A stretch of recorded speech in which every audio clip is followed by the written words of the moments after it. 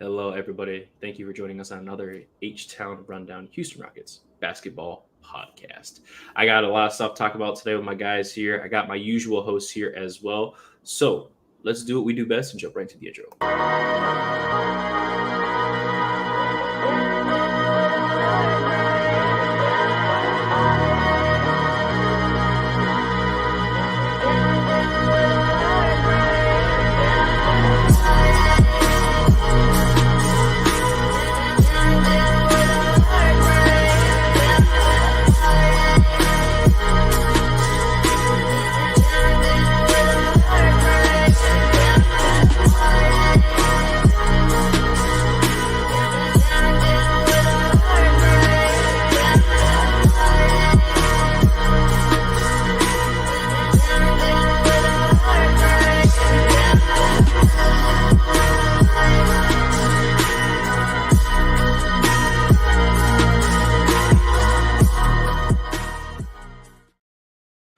All right, guys. Thank you for joining us today on a beautiful Friday afternoon, as per usual. I got my boy Coach Dante here, man. I got my boy Ryan here, guys. Let's start off with Dante, bro. We missed you last time. How are you, my brother? Man, I just been good, man. Just going out to a lot of high school football and stuff, supporting the student athletes. But right here, man, shout out to Preston for holding it down for me. I'm here, man. I'm back, man. I got another game today, but I'm here for this episode. Let's do it. 100%, 100%, Dante. We're super excited to have you as per usual, man. Good to have you. It's all smiles. And Ryan, brother, what's going on? How are you? I'm good, man. Just another Friday. Finally the weekend. Mizzou football game tomorrow. Go Tigers, and I'll always go Rockets too. But right on. Well, it's good to hear that we got a lot of things going on here. Let's jump right into it, all right, guys. We got a lot we got to talk about today. So this episode is going to be our blast from the past, right? We're going to talk about previous mentors or previous players, from any era, all eras that have ever played for the Houston Rockets. And, what kind of player do we think could mold our future players? So say, for example, if I think that Clyde Drexler, when he played for the Rockets, would be the best mentor for Jalen Green, I would explain why and go forward with that. Now, these players aren't going to be on the team specifically where they would make the team better. Just how could those players' talents integrate with our player, right? Example, Jalen Green, and what he could do to make him better. So I'll start off here. I think this is pretty obvious. Obviously, Hakeem and Şengün, right? We've seen a lot of stuff in the offseason and, the pirouettes and the footwork and the paint. I think that's a pretty easy one to start off with. So give me your guys' thoughts. Hakeem Olajuwon would obviously, I think, be probably the best center, right, to train Şengün, not just offensively, but defensively, which we know Şengün does need to work on. And I think having that kind of talent, be able to teach Şengün in his prime, right, we're talking like 92 to 95 Hakeem Olajuwon. Right there. I think that would be a phenomenal time to teach Şengün. I mean, during that time, he had one of the most, I think he's got the fourth most points ever in a single postseason run. Absolutely one of an all-time great runs right there. Averaging, I think, he had 752 points, I believe, in a single run. 650 maybe. Don't quote me on that. But yeah, just an absolutely all-star of a player, right? MVP, deep way, a guy that can do literally everything. I mean, especially his blocking shots and all-time shot blocker leader, not just in the NBA, but also for the Houston Rockets. So, yeah, I think Şengün teaching and learning from Hakeem back then would be absolutely crazy. But obviously, give me your thoughts, right? This is an easy one to start off with before we get into more of our more intricate ideas. But, yeah, Ryan, let's start off with you, man. I mean, Hakeem, right. Şengün. With Hakeem and Şengün, I mean, that's kind of a no-brainer. Obviously, if we had Hakeem training Şengün for 2-3 years, Şengün would immediately become the greatest center of all time. He can pass, he'd be dominant, run the floor. He'd have that dream shake, which he already has. He's already improving on that. I mean, he's already working out with Hakeem as it is during the season and outside of the season. So, I mean, obviously, having Hakeem train Şengün would make him a great center. 100%. Again, this is just a nice, easy one to start us off with. Dante, I'm assuming you agree with that as well. There's nothing more learning from one of the greatest centers of all time, especially a very underrated center. Like, I don't think, like, far as Hakeem has talked about it, everybody knows his game. Everybody knows his game. Everybody knows he's one of the great defenders in the, ever to come to the NBA. He's the best shot blocker of all time, the greatest shot blocker of all time. Nobody's not even close to catching him. The closest one is the closest one that was to catch him was a guy that also played on our team, the Kendi Mutombo. He's second in all-time history in block shots as well. So we have both of the greatest shot blockers in the world played on in our franchise. So I mean, he teaches everybody. When everybody wants some new post moves, I want to play in the post. Who better not to go to than Akeem Olajuwon? So you're not only getting LP people from Houston, you getting like Kobe Bryant. He taught the great Kobe Bryant some post moves. He taught the great LeBron James. He taught everybody, man. Dwight Howard. This guy's a phenom inside the post, man. So yeah, it's no better way. I think that's a good comparison. It's no better way, for one of the greatest centers and one of the greatest defensive centers of all time on either side of the ball, to teach Sengun to be a great player, a mentor, some new post moves. It's a great comparison. For sure. I mean, definitely the greatest two-way player of all time. Now, Ryan, I want to give you a chance to start it off here. What do you think would be a good mentor, and for what position, what player? Throw one out. 2020 Russell Westbrook. For? Amen Thompson. For Amen Thompson, 2020. You said 2020 Westbrook? For the season we had him.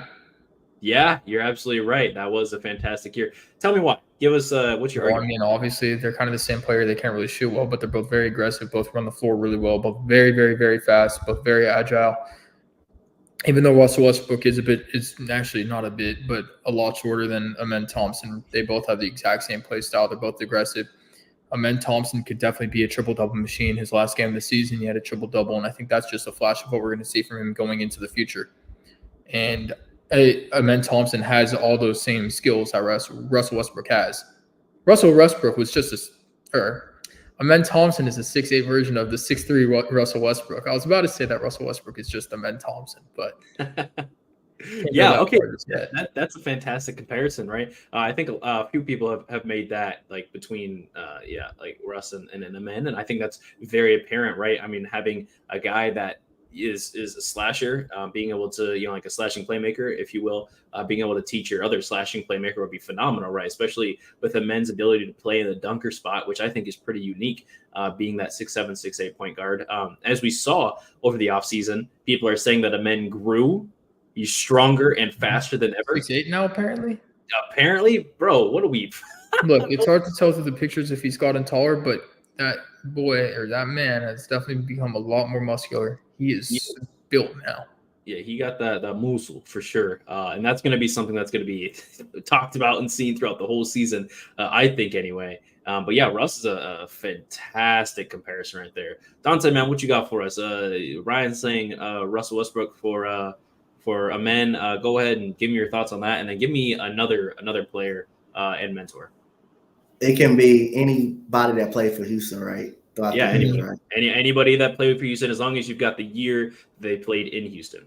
Okay, the first year, I'm gonna go back to his first year he came in Houston, and this is a solid comparison. I mean, he's 6'7" to 6'8". Jalen Green is about 6'7", 6'6". I'm gonna go with Tracy McGrady. Him and Jalen Green. Yeah, similarities. I mean, they both can score.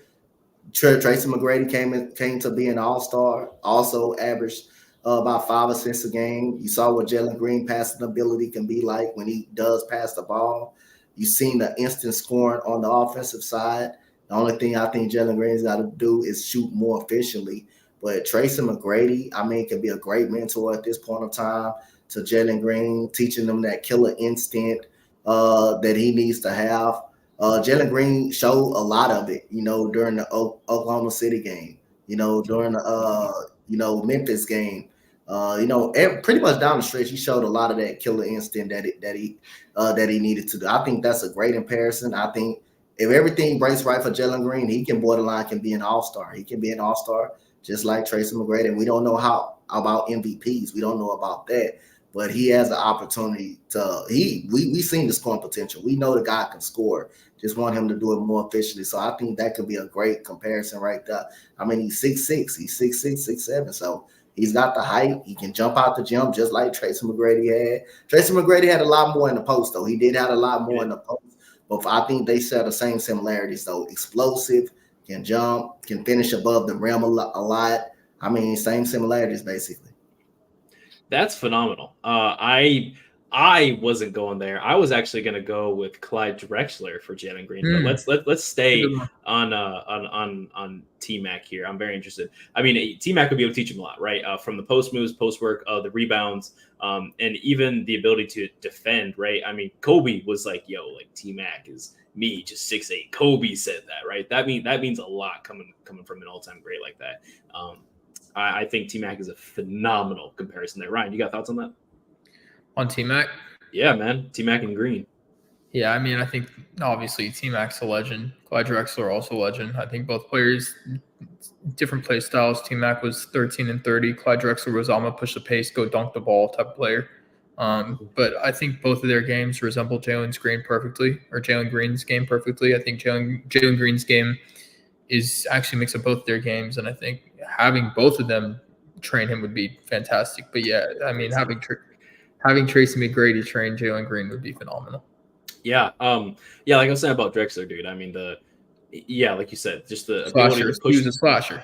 Yep, being able to push the pace. Yep, being able to push the pace. High mid-range guy, right?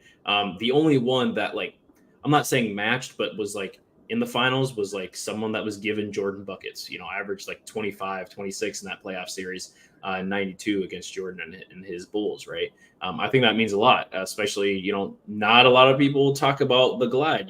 He's not really that guy that gets talked about much. And it's unfortunate he just fades into the background of history, but an all-time great for sure. And he helped Hakeem get that championship here, that second year. Absolutely phenomenal time out here. But yeah, I think Clyde would be phenomenal, right? Just in something. Go ahead. I want to elaborate this. I want to say something about Clyde Drexler. Clyde Drexler, again, he was overshadowed because of Michael Jordan. He was his young Clyde Drexler was overshadowed because of Michael Jordan. Was always talked about so much. A lot of people don't know Clyde was the second best shooting guard in the NBA at that time. His Portland years, he was the second best shooting guard in the NBA. Literally, he was an all-star and all-world great player.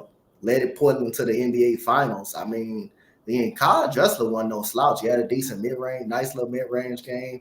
He even came here and helped us. Kim Olajuwon was his teammate in Houston. So other than that, we traded the great Vernon Maxwell for Clyde Drexler, and it resulted. It worked. It ended up as a championship. No matter how mad anybody got, it ended up as a champ, and it ended up in a championship. Other than that, yeah, and also Kobe also came out and said, took it one step further, that Tracy McGrady gave me the most problems. Out of everybody, Tracy McGrady gave me the most problems. He was very long, 6'8", can score. I mean, Tracy McGrady, that's coming from an NBA legend, arguably, a top tier. That is no argument. He is a top tier shooting guard and ever to play in the NBA. So when a person like that speak highly of you, that just should show you how much respect Tracy McGrady got, and how much and like I say, how much well respected he is, and the guy was just back down there on that level with Kobe Bryant. If he's talking, Kobe Bryant talking about that. Yeah, I mean, imagine if, I don't know, man. There's a lot of what ifs with that, but T-Mac, man, he was that man. He was that dude for a while there. It's unfortunate injuries ruin, just absolutely destroy careers. But yeah, Clyde, man, I think he would be phenomenal. I think, me personally, I think he'd be a phenomenal, like just even similar build, right? Just like, I think Clyde weighed a little bit more. He had more muscle on him, but like that was in his later years, right? Clyde was still kind of a, not quite skinny, but like, a little bit of a thinner man, right? He had the muscle, he could power through, but that in his mid-range, and he could shoot the three ball if necessary, right?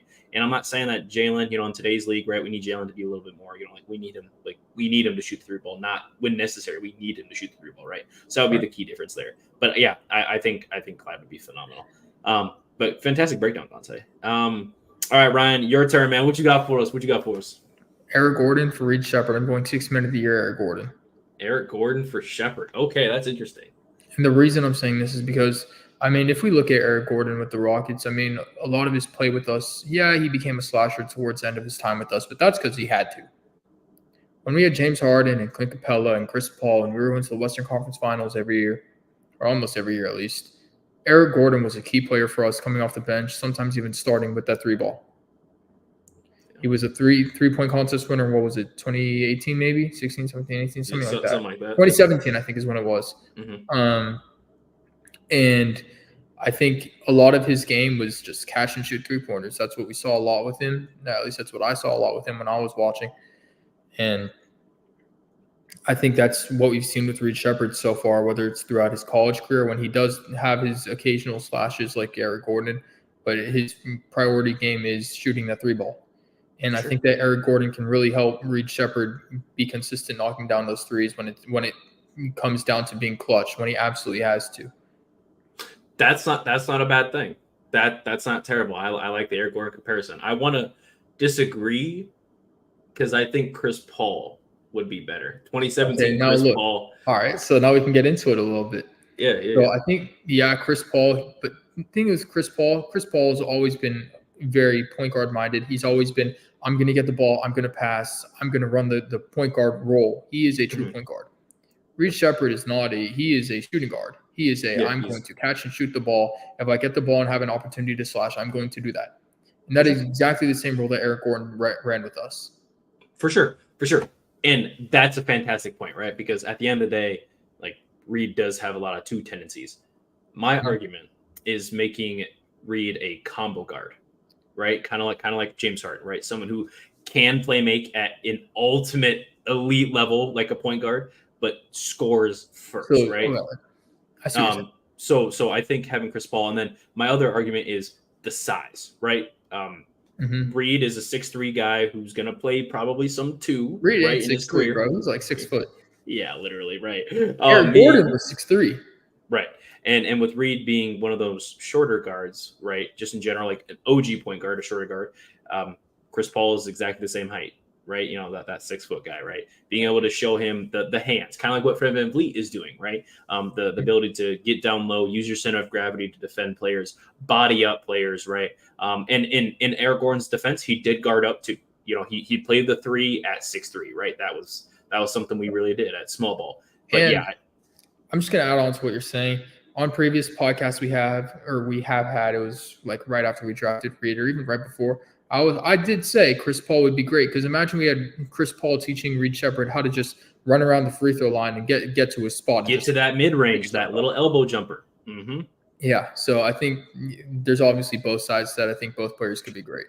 Yeah, 100%. That's it, man. What you got for us? Are you agreeing or disagreeing with Ryan and I? I'm saying Chris Paul for Reed. He's saying Eric Gordon. Do you have a different player in mind?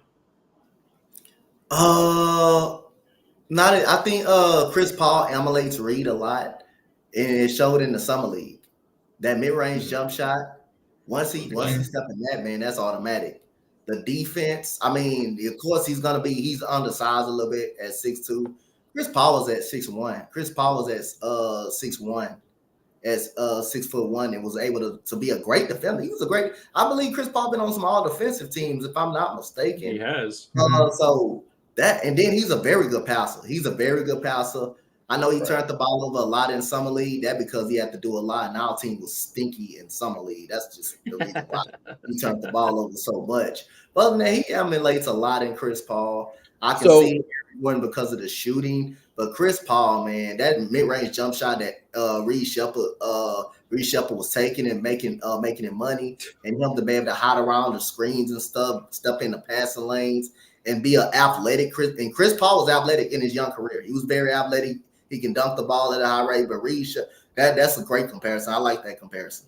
So in a perfect world, we have Chris Paul teaching Reed Sheppard how to run a true point guard role, and Reed Sheppard becomes more of a true point guard.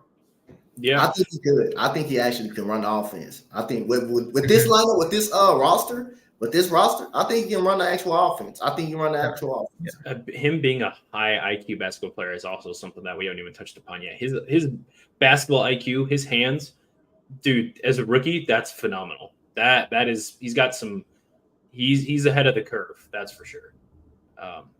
But yeah. So we got Chris Paul, we got Clyde Drexler, right? We've talked about Hakeem here and whatnot, and Russell Westbrook. So we talked about Amen briefly. I want to come back to Amen real quick.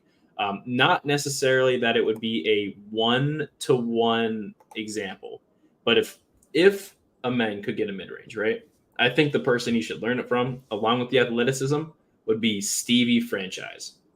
I think Steve Francis would be a phenomenal guy to not just teach him the ability to shoot, right? Because every guard needs it these days. You have to be able to shoot, right? But at the end of the day, I think the aggressiveness is similar to Russell Westbrook's, right? The athleticism, right? Steve used to go crazy with the handles and the high flying dunks and everything like that. I think Franchise would be a really nice guy to teach Amen. Now, I think Russell Westbrook in a perfect world is probably they're similar, right? They're the same archetype, right? They're likely closer in play style for sure. But if I'm expanding upon what Amen already knows and what he can do, I think Steve would be a really great guy to teach Amen Thompson. Thoughts? Too short to teach Amen, but I do like where you're going with it. Yeah, I mean, I think, but again, I did say Russell Westbrook. So, and I think Steve Francis is just older Russell Westbrook who wasn't getting triple doubles. It's like generation. It's like a generational thing. Steve Francis, Russell Westbrook, Amen Thompson. They just get taller as they go. There we go. I like the way you're thinking about that. Okay, so if everyone doesn't have anything else to say on that, we got more players to talk about here. So let's talk about Jabari Smith Jr. I'm going to throw a name out there for Jabari, and we're going to go from there, okay? I'm going to say our boy should really learn from Robert Horry. I think there's a lot of examples of the two being able to use their size. Horry obviously being, big shot Bob, having a lot of huge clutch shots, clutch threes, clutch mid-ranges. Jabari plays to a lesser extent. It seems like that similar role, right? Hit a screen, pick and pop, right?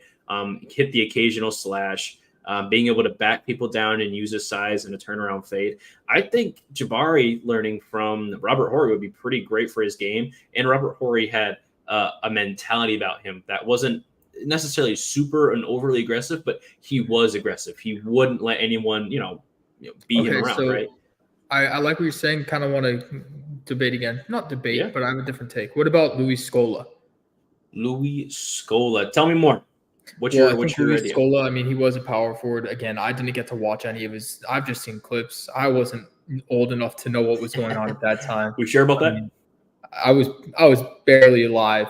But look, Luis Scola, from the clips that I have seen of him, I think that he was a good interior player. He had that little fade. He had that good jump shot in the interior, and I think that's the thing that he could teach Jabari. Yeah, I mean, he was pretty great. I think a huge thing he'd be able to learn from Scola would be his footwork. I think Jabari getting some more post work. And that goes back to what I was saying about the interior. For sure, yeah, for sure. That's not bad. That's not bad. Dante, what are your thoughts, man? What do you got for us? What are we talking about now? Jabari Smith Jr., sir. Oh, the comparison to him. Yeah. With I said Robert Horry, and our boy said Luis Scola. Robert Horry and Luis Scola. I want to go to a person that was a Houston Rocket. I'm not sure of the year. But I think Jabari Smith is probably better than him right now. But his game remind me of how Jabari Smith came out. Again, y'all remember what's that Griffin kid name? Not Eddie Griffin, the one that died in that train thing. Wasn't it Eddie? Yeah, it was Eddie. It was one. His last name was Griffin for sure. He had a great jump shot. Adrian? No. It was not Adrian Griffin. Not Adrian Griffin. That's Adrian. What's that dude? What's that goddamn dude name? I know it's Griffin for sure, but he died because of the train. The train hit him and stuff like that. But Eddie Griffin. Eddie Griffin. Yeah, he had the. Wait, how did he die? He got hit by a train. He had a great jump shot. He was very athletic, and that reminds me of Jabari Smith right there. Good defender, very solid defender as well. He wasn't nothing much more, but I think Jabari Smith can become more of what he is, a two-way player. 100%. Yeah, I think I just and he wouldn't be like a terrible guy. I think that's actually a pretty fantastic comparison there. And that's actually not that bad. I'm gonna stick with Robert Horry. I like the clutch factor. And I think turning Jabari into that role who can get rebounds, who is a little bit more aggressive and able to hit those big shots. And we've already seen Jabari hit game winners. We've already seen him hit clutch shot after clutch shot already. I'd be interested to see what more we could do with him. With Jabari. Yeah. I think that would be a fantastic role. But yeah, Skula and Griffith are not bad comparisons there. All right, Dante, man, give me another player and give me another comparison. What do you got for us? I want to do Cam Whitmore. Ooh, yes, let's get into it. I want to do Cam Whitmore, but he's a scorer. He's more of he's an instant. You know what? I don't know, Press. You probably ain't gonna remember this guy. Oh, you're gonna remember this guy. It's a long time ago, but he reminded me so much of this guy, man. An instant score off the bench, man. But he's way past his time. I know you familiar with a guy named Isaiah Thomas. Isaiah Thomas for the Detroit Pistons. Yes. Do you remember Vinny Microwave Johnson? Vinny. Oh, Vinny Johnson. I know who that is. Vinny Microwave Johnson, the Detroit Pistons instant offense off of the bench. When this kid is hot, when that man was hot, he was on. A big part of that 2-peat for the bad boy Detroit Pistons, that's what Cam Whitmore reminded me of. Okay. Man, instant offense off the bench. He doesn't know how to do nothing but going down. Hey, put the ball in the bench. That's what Vinny Microwave Johnson was. And again, I know he was a smaller guard, but I'm trying to get the best comparison I can because I don't want to compare it to scores yet. I won't compare him to big name scores yet because Cam Whitmore can score the basketball. That kid can score the basketball. Just imagine if he played every game last year with the Rockets. And if he was a starter, if he was actual starter, this guy can average at least 20. He would average at least 20 points per game last year. If he was actually a starter for any other squad out there and he actually played more games with the Rockets, this guy could average easily 15 off the bench the way he was going. But other than that, he didn't play a good amount of games, and we still seen him put the ball in the butt. This kid still averaged like 12 points per game. He did. Less time with our team. So, man. And like I say, man, I think that's a solid comparison for us. Instant offense coming off the bench. For sure. I want to say, and I'm going to rebuttal, you use this guy already, but I think this is where I was going with it, is I think T-Mac and Cam Whitmore would be phenomenal. Same size, right? Like height-wise. Cam's got a frame he can grow into and become a little bit more buff, right? Get some of those grown man muscle on him, right? Uber athletic guys as the forward. Super exciting. Cam does not back down. Which is something I really like about it. And I think that their scoring ability, is 13 and 30, right? We saw that with T-Mac, right? Crazy. That's the same thing Cam would do. I think that's a Cam Whitmore trait right there. That is a great 12 and 17. You know what I mean? I think T-Mac and Cam would be a phenomenal mentorship. Okay, now hear me out. I have one. Mm-hmm. Tari Eason and Kenneth Faried. The manimal. Go ahead. Give me your Kenneth Faried. I went to a few games that season. What was it, like 2018? I want to. It was 18. Yeah, I remember it was the Lunar New Year, and they had like the red and gold jerseys or whatever. And Kenneth Faried, he was a beast. Manimal for a reason. He's aggressive. He attacks the rim. He's strong. He is exactly what Tari. He is the OG version of Tari Eason. Yeah, he was a good guy. It's exactly like what we were saying. Russell Westbrook, Amen Thompson. Steve Francis, Russell Westbrook, Amen Thompson. Kenneth Faried, Tari Eason. I think Kenneth Faried is just an older version of Tari Eason who can come in and teach Tari how to be more aggressive, get stronger. Tari's already strong, but if you could put some meat on his bones and become a little bit bigger in that sense, and just dunk the ball every time he's in the paint, Drew. It's wraps. We ain't got to worry about him Kenneth missing Faried layups is no a more if he just dunking the ball perfect every time. trainer Facts. for Tari Eason. We don't have to worry about him missing layups no more if he just dunking the ball every time, right? And they're both beasts on defense. Facts. What Kenneth Faried brought to that Rockets team on the court with the aggression is exactly what Tari Eason brings to us. So you saying Kenneth Faried reminded me of a player for Tari Eason. Otis Thorpe. He is a guy who is an older player, a part of the championship team, and he's got all of those exact qualities you're talking about for Tari Eason. That's the same thing. Phenomenal. He's just a little bit older. I mean, he's a guy who, a little bit. Just a little bit. I think he's like 62 now. But the thing about him is he's really great at doing the muck-up work. That's the important thing. And maybe Dante can attest to that with Otis Thorpe.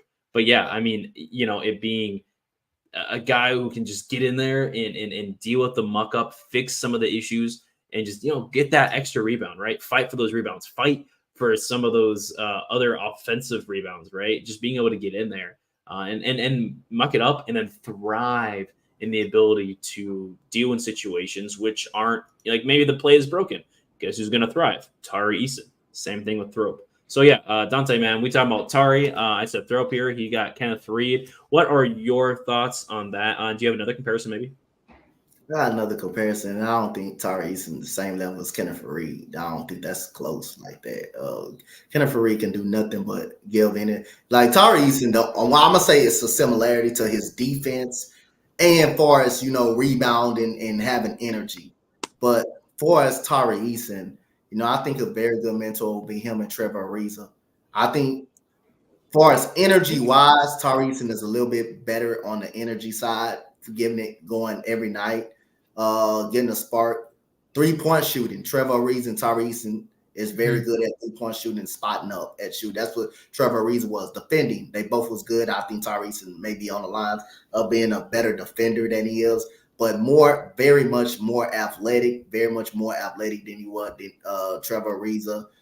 Can get double-doubles, can get to the basket. Of course, he can do way more than Trevor Ariza can. But I think as far as a good mentor, I think Trevor Ariza will be a good mentor for him, though. So, okay, Dante, I see what you're saying about how you don't think Kenneth Faried would be good for Tari just on the offensive side. But if you, really think deep into it, right, even though it's really shallow surface level, Kenneth Faried, if he could put meat on Tari Eason, and really make Tari Eason like that. If he could make Tari Eason bigger, stronger, and put more meat on his bones, Tari Eason could play the exact role that Kenneth Faried played on offense. He could set good picks, grab the ball, and just dunk it every possession. I mean, it's not crazy to say. I think they're more similar in terms of like the motor and the not giving up factor.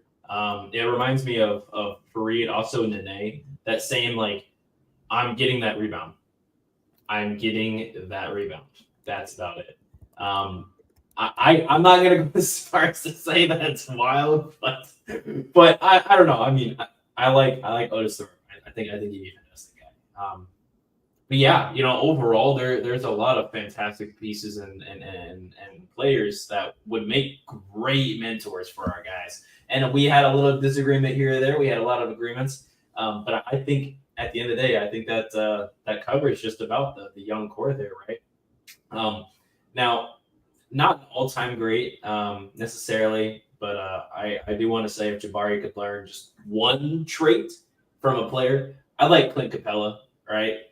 To give Jabari just that rebounding, being able to swim out and catch. And they're both very skinny for their position. Yeah. Clint Capella also not being undersized, but he's like 6'10", 6'10", not like Anthony Davis 6'10", where he's like 7'1".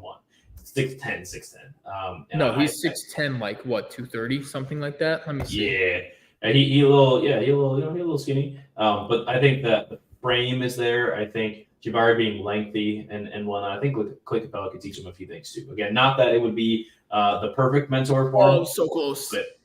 But yeah, what you got, Ryan? Clint Capella is not 230. He's 240. Dang. Okay, he put some muscle on. He put some muscle on. Now, before we end off here, we're about 35 minutes almost, guys, for recording. Let's talk about the last thing we got to talk about today, which is just your favorite and best moments from last season here. Dante, kick us off, man. Give us one. And we're just going to do a little roundtable here, man. I mean, there's a lot of moments we did not enjoy for sure from last season, but there's a lot of moments that we definitely did enjoy. So give us one. You know, the best moment. I'm not going, because I know it's obvious, so I'm going to go on another route.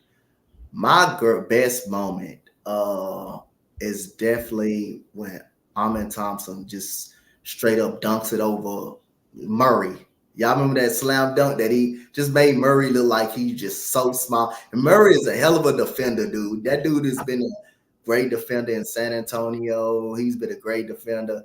And like pretty much in San Antonio, and now he's going to bring some of the great defending over there in New Orleans. But how he just made it look easy by just rising up over and just dunking over him. When he dunked over Jared Allen, that was crazy. I mean, Amen Thompson had a lot of highlights there, but he just made people just look small by just really dunking on him the way he did. And one more thing, Aaron Holiday just dunking on two New York. Yeah. That was just crazy right there. The way he dunked on two New York Knicks. And I got to bring this moment up because it just I think Press know where I'm about to probably go with this moment. I just got to bring it up, and it just can't never leave it. Every time I look at this moment, I think back, and I just think back, and I just laugh because the way he didn't hesitate to do it, and we was down by one in the game. And he didn't hesitate to shoot no fadeaway three-pointer. Jay Tate, look, Preston knew what I was going for. The way we was down by one, Amen Thompson just hit a three. Cam Whitmore getting us back in the game. We were down by I believe 1,000 points in Brooklyn. Cam Thomas was lighting us up in that first half, but we came all the way back because of Cam Whitmore was hitting some shots. Amen Thompson steals the ball on the inbounds, gets a three. The very next possession, Jayshawn Tate shoots a fadeaway three-pointer, like a step back, fadeaway three-pointer. Where did that? And you knew it was bad. Where did that get you? And you knew that was bad because Will and Brad were streaming. They started laughing. You knew it was bad, but you know the good thing about that. After that, he made Doug say, "Come on, I'll make sure you don't shoot. You come sit next to me until your number is called, and that's not to the end of the game." So yeah, ever since he shot that three, you haven't seen Jayshawn Tate too much.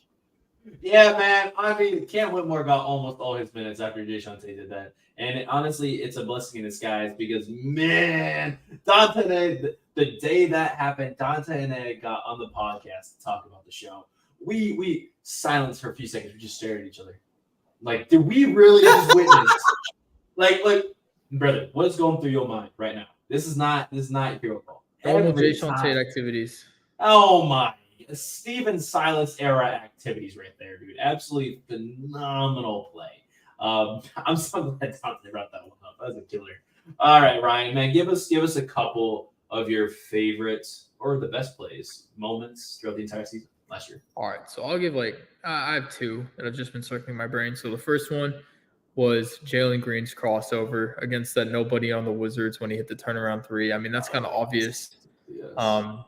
If you know me, you know I was about to say that anyway. And then my second favorite moment of the season was draft day. Oh, okay. Yeah. Because Amen Thompson, Cam Whitmore, it's a great draft.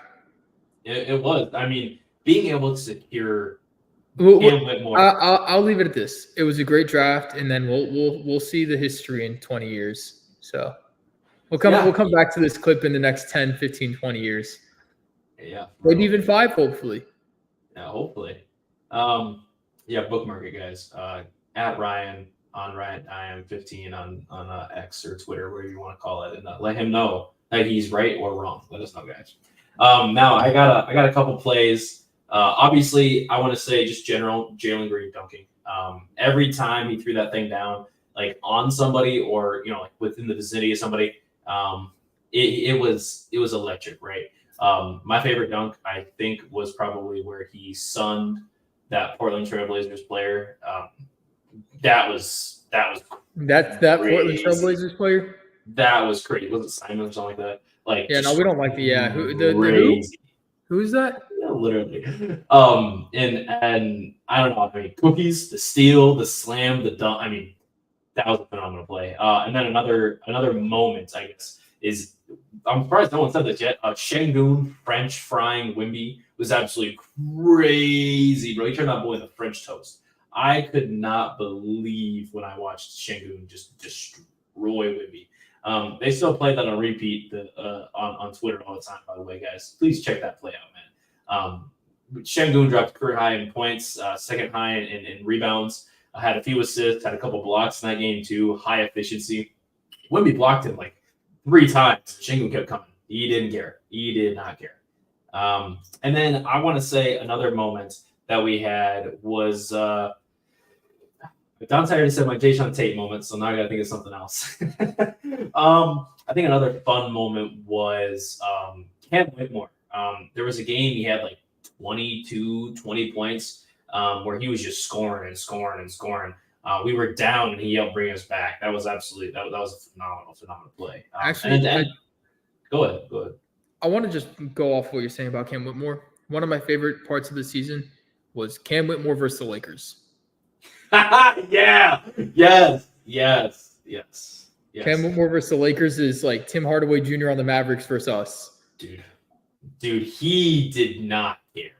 He fried the Lakers. Bro, he almost dunked on LeBron. This close, man. This close. That run was crazy. Now the Lakers did pass on him too, huh? They did. They did pass on him. What was his name? Hood Shafino over there, bro. Yeah, that's what they got. Yeah, bro. You got. Yeah, I'm not gonna speak on that. That's rude. But like, yeah, there's no set on that one. But another moment. I'm glad you brought the Lakers game up. It just reminded me. Ime bitching, excuse my language, LeBron.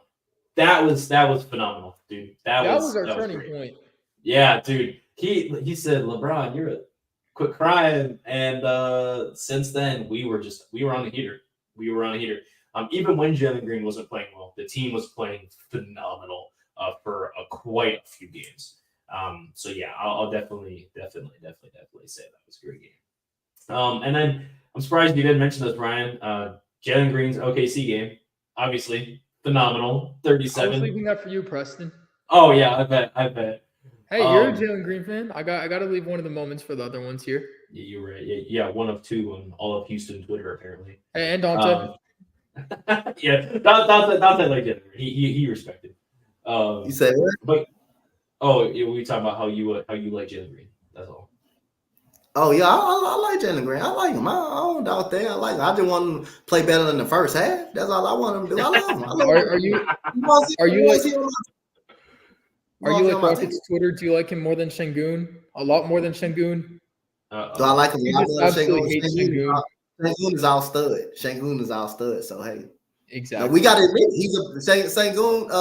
Şengün is like I say, he's the man of this team. He's the man of this team. Jalen Green could be, but Şengün, he's our best player. We just got to admit he's the best player of this team.